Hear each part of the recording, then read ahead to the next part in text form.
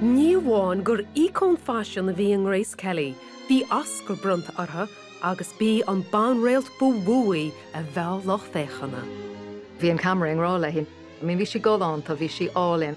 Nar tá sé ar an scáilán bín gachtainna géirí bheit brathnú arthaí. She did so few films, but such classic films. From John Ford to Hitchcock, incredible movies. Every one of hers really stood out, and I don't think there's another actress that can equal her on that. You mustn't say that. Agus í mór a réime bhain si stanga a síl na sconán nuair a thug si dream live at Hollywood, chun síl nua a thosaí in the Banphrionsa in Monaco.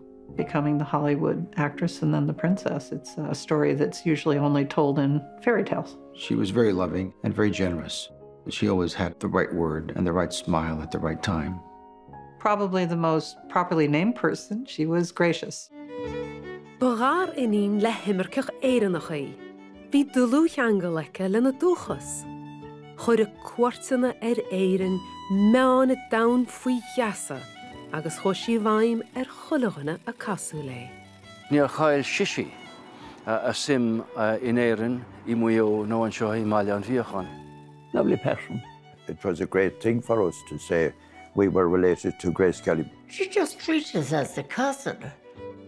Bhí si ag oscailt áiteanna ar gúlta na hÉireann do chuile an dahain.